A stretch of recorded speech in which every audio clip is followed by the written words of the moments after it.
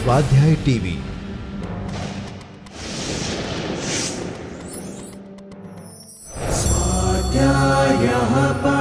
Doctor Baba Saheb Ambedkar open university.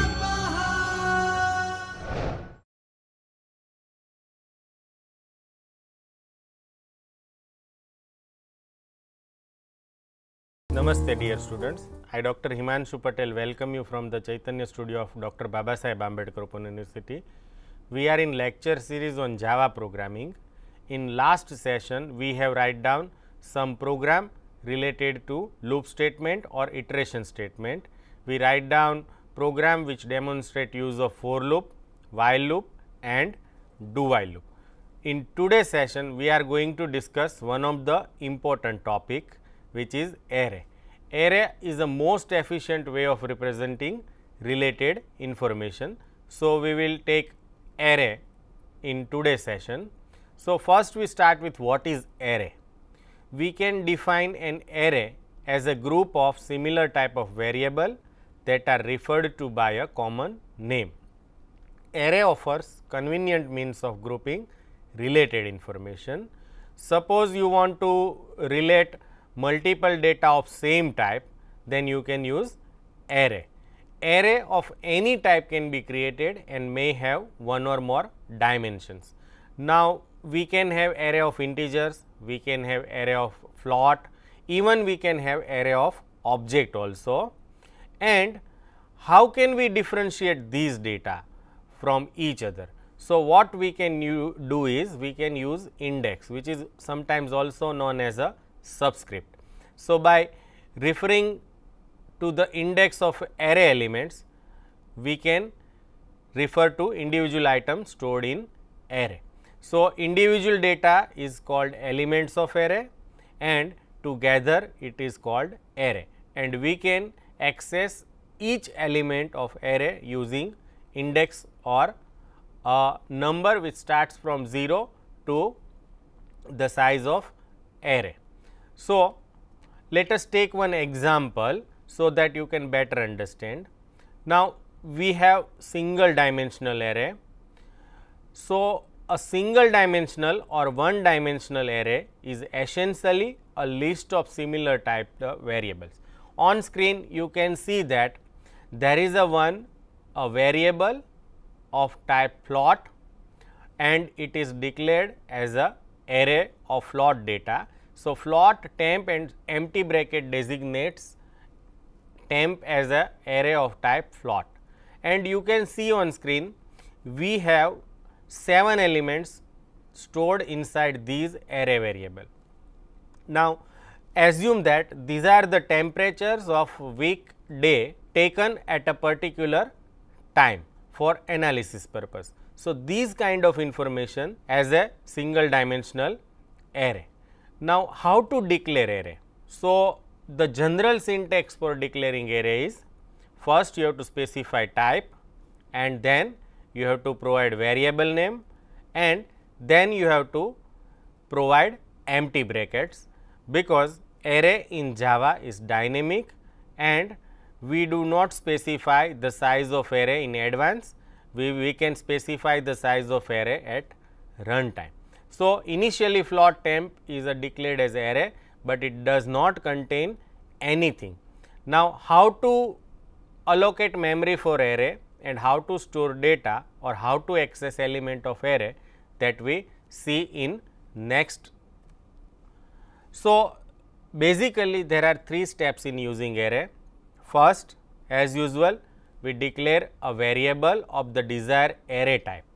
Now, the syntax is shown in a green color and example is shown in red color. So, for example, the previous case type was float, but here we take integer. So, temp is a integer array in this case and general syntax is type and then variable name and empty brackets. Now, remember it does not actually create array, but it just declare variable as a array. Now, to actually allocate the memory that will hold the array, you have to use new keyword and assign it to the array variable. For example, the general syntax is variable name is equal to then new, which is keyword and operator also, then you have to specify type, and in square bracket you have to specify size. Now, look at the example. Here we write down temp is equal to new integer and in bracket we write down 10. So, now actually 10 integer value is reserved for temp and you can store 10 value inside temp.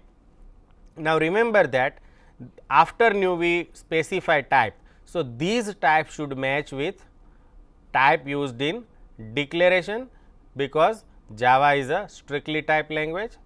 Now, once we allocate memory, we can store or retrieve value inside array using subscript.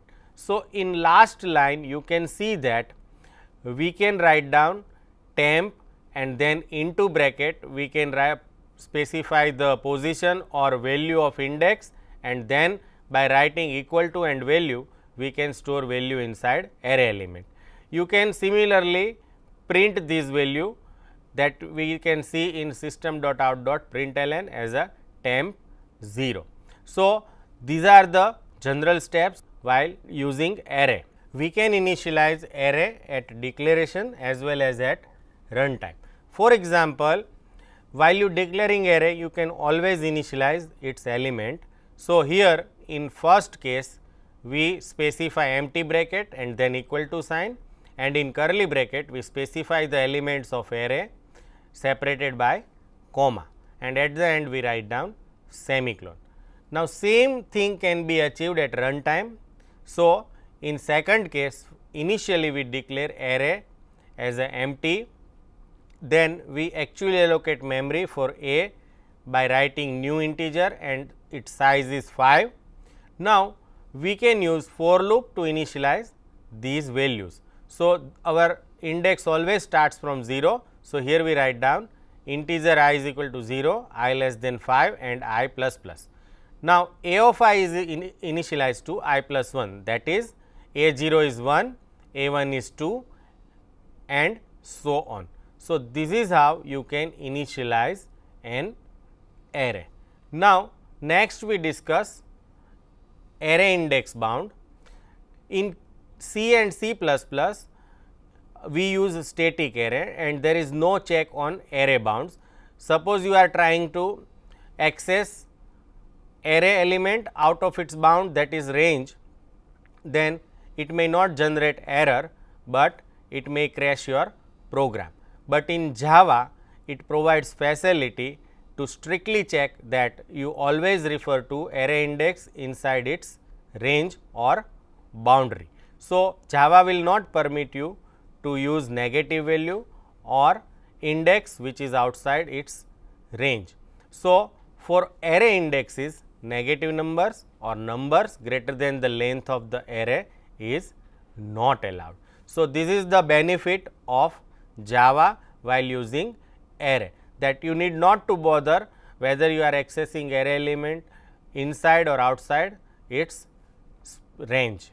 Now, consider a case, suppose we have 4 salesmen and 4 regions and each salesman selling items in each region. So, we can have a row and column format where row represents salesman and column represent region, and each cell represents value sold by particular salesman in that region. So, these kind of data can be represented by 2-dimensional array, which is also known as a multi-dimensional array. And suppose we have different group of these type of tables, this is called 3-dimensional array. So, in Java, multi-dimensional array are actually arrays of array, and to declare a multi-dimensional array variable, we specify each additional index using another set of square brackets. For example, here we have one integer 2D array with name m. So, here 2 bracket represents that it is a 2-dimensional array, and suppose we have a group of these two-dimensional array is called three-dimensional array, and it can be specified as an integer 3D and 3 square brackets. So, this is how you can declare multi-dimensional array. Now, we take conceptual view of two-dimensional array, that means how to access element stored inside these two-dimensional array. So, on screen you can see we have one integer two-dimensional array A, and these two square bracket indicates that it is a two-dimensional array. Next, we allocate memory for these. So, we write down A is equal to new integer and we write down 3 by 3. The first specifies number of rows and second specifies number of columns. So, on screen you can see we have actually 3 into 3, that is 9 elements are allocated for these array, and it is represented by these 3 rows and 3 column. Now, the first element is referred by 0 0, and first 0 represents row number and second 0 represent column number or column index. So, second index determines column and first index determines row, and remember it always starts with 0. So, column is ranging from 0 1 2 and row is also ranging from 0 1 2. And remember that Java creates dynamic array. So, it is also possible that in different row we can have different number of columns. How to do that? That we discuss later on, but it is not necessary to have same number of columns in each row in case of Java two-dimensional array. The next we take one example of two-dimensional array, where when to use two-dimensional array. For example, we want to add two matrix. Now, to add two matrix we should have same number of rows and columns in each matrix. So, that is the condition for adding two matrix. So, here you can see that the first matrix is M1 and it is of size 3 by 3, and second matrix is M2 which is also of size 3 by 3. So, how the addition of these two matrices also result in another matrix called M3. Now, how to add two matrix? To add two matrix, we add element by element, that is 0 0 of M1 is added with 0 0 of M2, and 0 1 of M1 and 0 1 of M2 is also added to get 0 1 of M3. So, 1 plus 3 4, 2 plus 4 6, 3 plus 5 8, 4 plus 7 11, 5 plus 8 13, 6 plus 9 15 and so on. So, in general we can say M3 ij is equal to M1 ij plus M2 ij, where I represent row number and j represent column number, and these row number and column number always starts from 0. So, today we discuss what is single dimensional array, what is a multi-dimensional array, how to declare single dimensional array, how to declare multi-dimensional array. Now, we write down some program that will make use of arrays. So, first program we are going to write is to find sum, average, maximum and minimum value from n integer data. The second program we will write down is to sort array of integer data. Now, sorting may be ascending or descending, that means from smallest to largest or largest to smallest. Third program we will write down is to read, display and add two matrix. So, let us start. So, here I am going to create new project. Our category is Java and Java application. Our project name is array demo 1 and then I press finish. Now, inside this we will create a new class with name statistics and then we press finish. So, inside these we write down first program which is to find sum, maximum, minimum, etc. So, here is our class. Inside these we are going to write down main method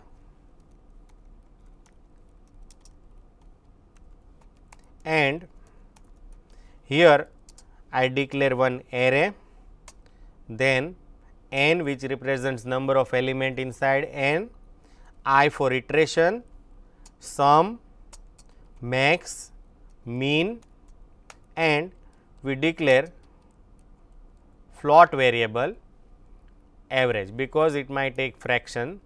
So, we also declare one scanner object to read data from user. So, here we declare scanner class object and initialize these source as a keyboard. Now, we ask user to enter how many elements he want to store inside these array. So, here I write down how many elements and whatever value given by user will be stored inside these n variable. And remember, array index always starts from 0. So, we initialize I from 0 and I less than n and we increment I by 1 every time. And now, we are actually asking user to enter data. So, here I write down enter element. Now, suppose I want to specify the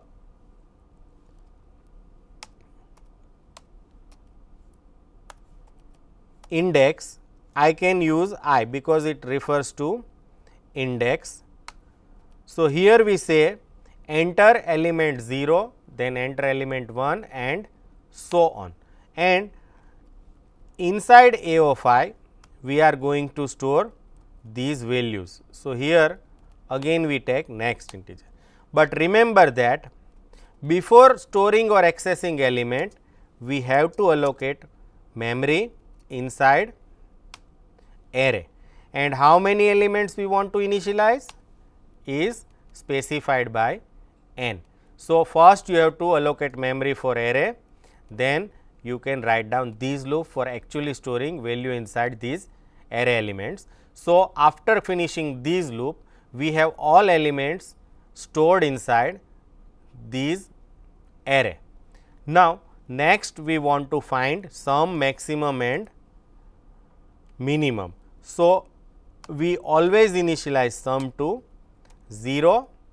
We again read these values of array for comparison purpose, and remember we initially assume that maximum and minimum is first element. So, inside these loop we will compare our maximum with each element.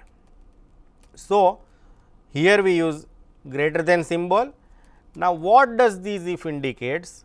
It indicates that any element which is greater than maximum, which is initially first element, is found, then we can replace maximum by A of I. That means, any element other than first element which is found maximum is replaced by max variable, and next time it compares with rest of the element. Similarly, if any element which is less than minimum is found, we are going to store these value inside minimum. So, here I write down minimum is equal to A of I. if it is less than minimum, and every time we want to add element to sum to find its sum. So, how this loop works?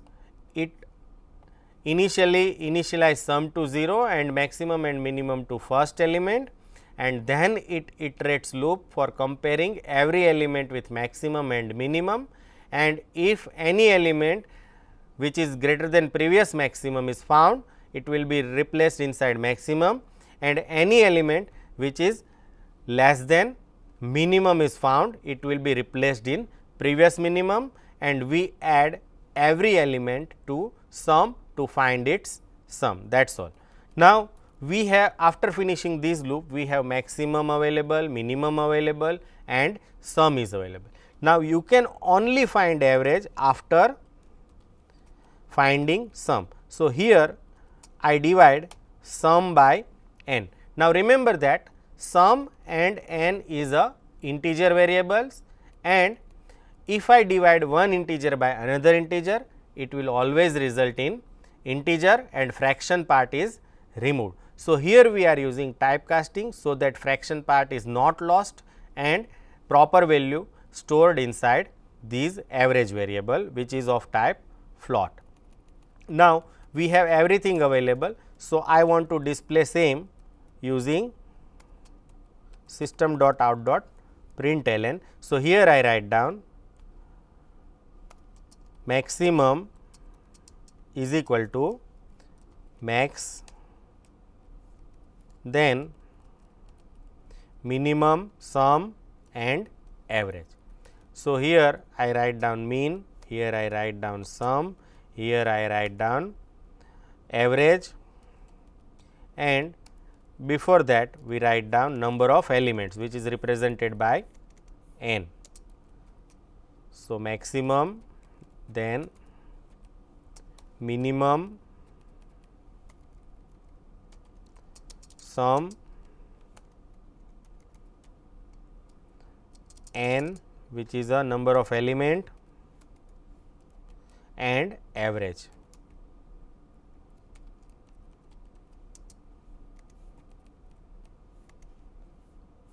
So, now we save this program and run this program by right clicking on it and selecting run file.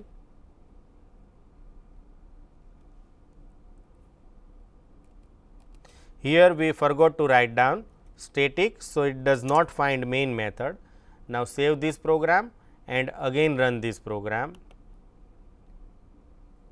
So, it asks how many elements. Suppose we want to enter 5 elements. So, here I enter 5.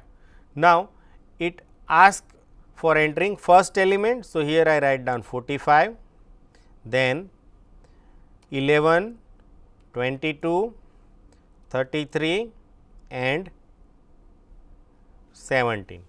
So, you can see that our maximum value is 45, minimum is 11 and sum we get is 128. Here number of elements are 5. So, average is 25.6. Now, remember, if you do not write down that typecasting in parenthesis, then it will result in 25. So, this is how this program runs. Now, we test it for another values. So, here I write down 7 elements and I provide value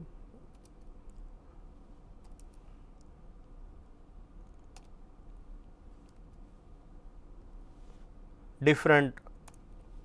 Here maximum is 9, minimum is 1, sum is 33, n is 7 and average is 4.71 that you can see on screen.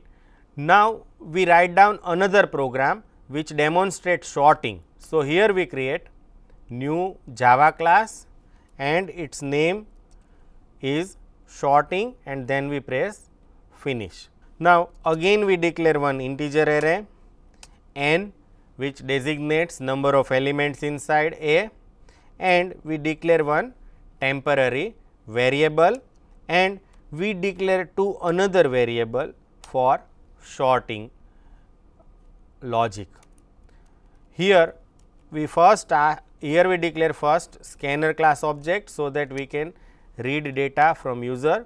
So, here is a scanner class object and here is its instance, and our source is a system.in, and then we ask user how many elements require. So, we can store this value in n. Now, we start reading data, but before that we have to actually allocate memory inside A. So, we write down A is equal to new integer and number of element we require is n. Now, we can start reading data, and remember I index starts from 0 to less than n, and here we write down enter data and then index, and we store value entered by user inside A of I, and how to read using next integer method of scanner class. So, once this loop is finished, we have all data available inside array. Now, we want to sort this data. So, first I write down logic and then explain how it works.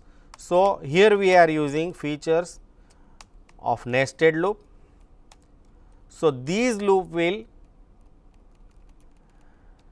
ranging from 0 to less than n, that is it refers all the elements by I. Now, we take first element and here I write down I is equal to j plus 1, j less than n and then j plus plus.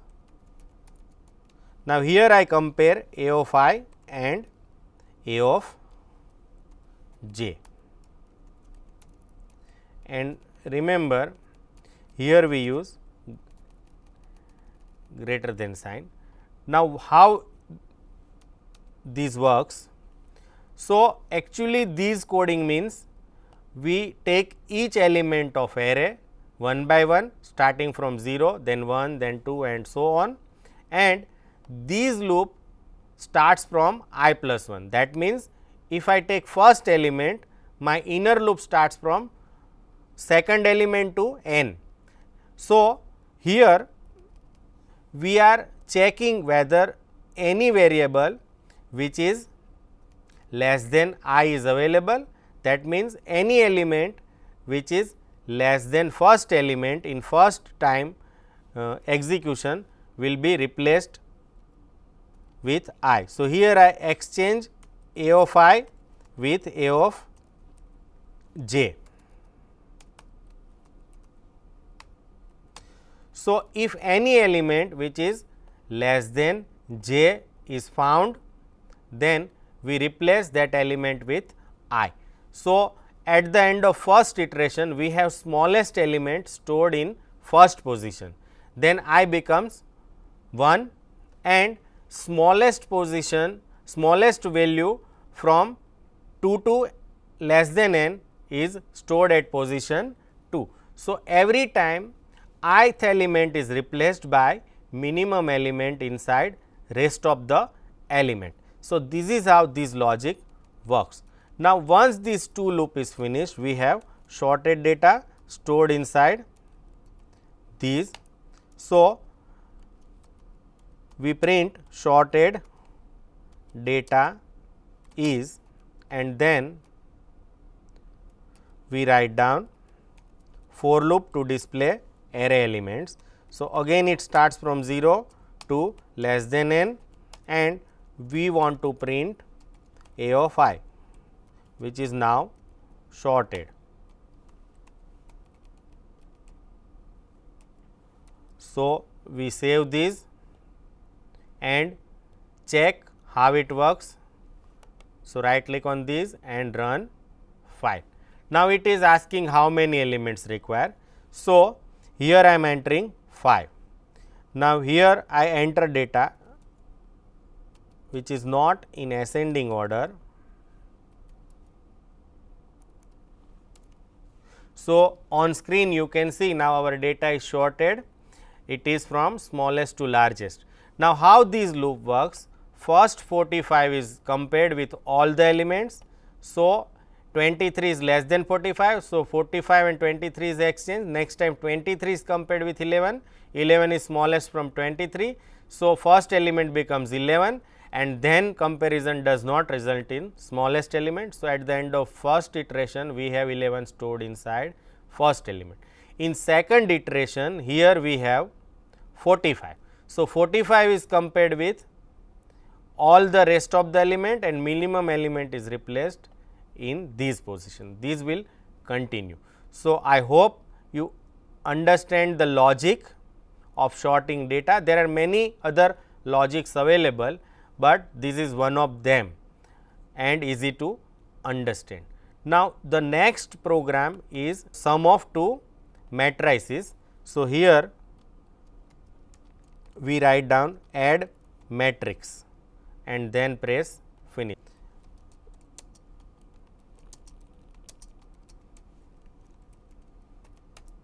And we declare 3 matrix and its size is initially unknown. So, we declare 3 two-dimensional array which represent 3 matrices, and here I declare 2 variable r and c which represents number of row and column, and we have 2 variables for iterating these matrices, and we have one scanner class object to read data from user. So, here I create instance of scanner class object and our source is system.in. Now, we can ask user how many rows it requires. So, first dimension is row. So, how many rows we ask for to user, and whatever value entered by user is stored inside R. Similarly, we ask user to enter number of columns in each matrix. So, here I write down how many columns, and whatever value entered by user will be stored inside C. And next we allocate memory for these matrices. Our type is integer. So, first represent R which is row, number of rows, and second represent number of columns. Similarly, we use same size for other matrix, because for adding 2 matrix we should have same size of each matrix. So, here we allocate memory for 3 matrices which is M1, M2 and M3. Next, we want to read data in these matrix. So, reading data in matrix we require 2 loop. The first loop which represents row is ranging from 0 to less than row, and second loop represent column which ranging from 0 to less than columns, and inside this loop we will ask user to enter element of matrix. So, here I write down enter element. Now, remember the first is a I and second is a column.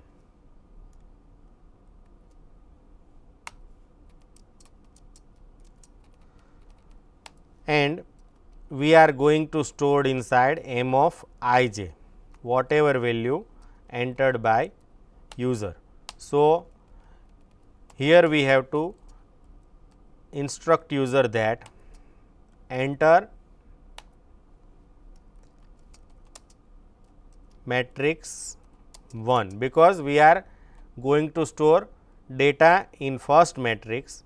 Now, same we write down for matrix 2. So, copy these and just change this caption to matrix 2. Now, row and columns are same, but this time we are going to store data inside matrix 2. Now, we want to add to matrix. So, here we write down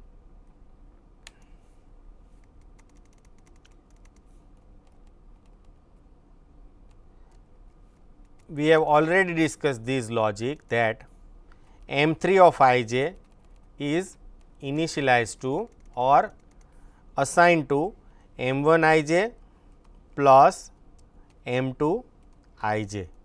So, we have element by element addition of two matrices inside third matrices.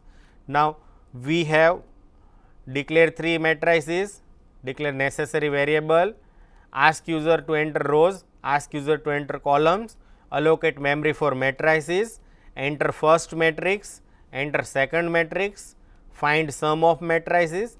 Now, we want to display these result. So, again to display result, we should have two loop.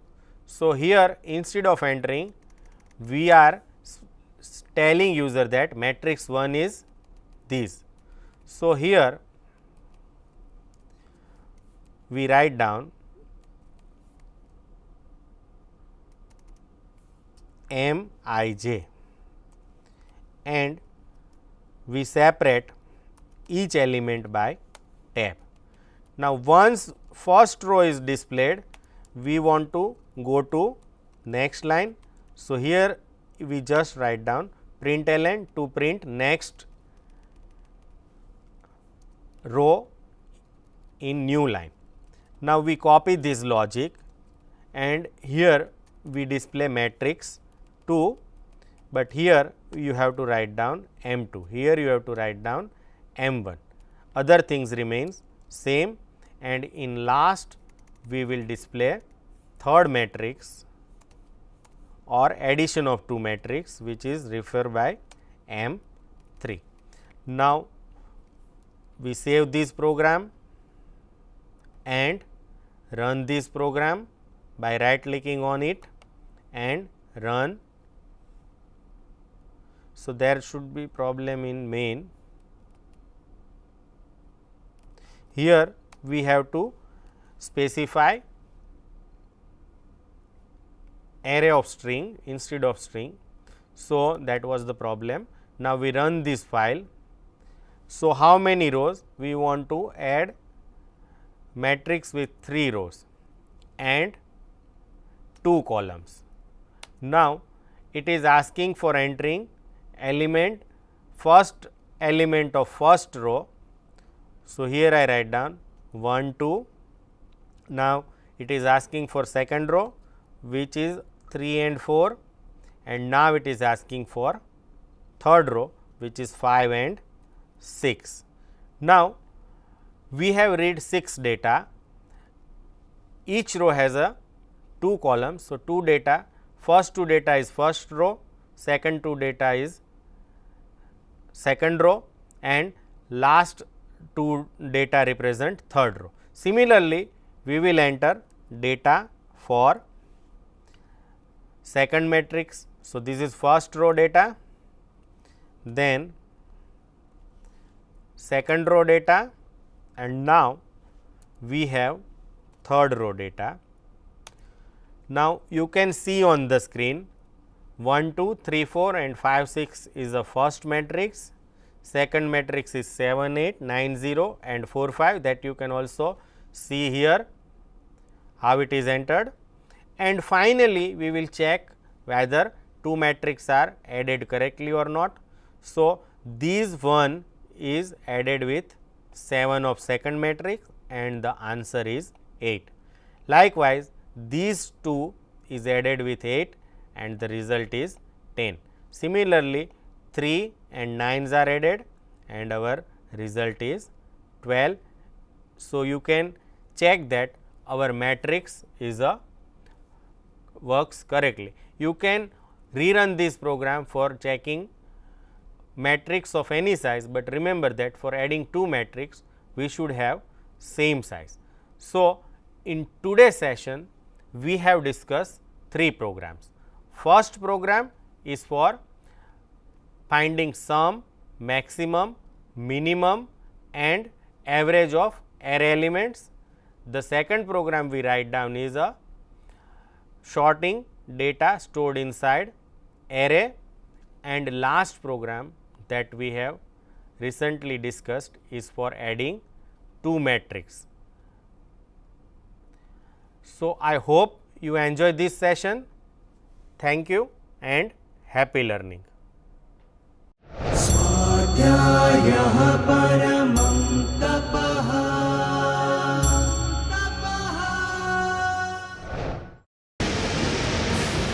स्वाध्याय TV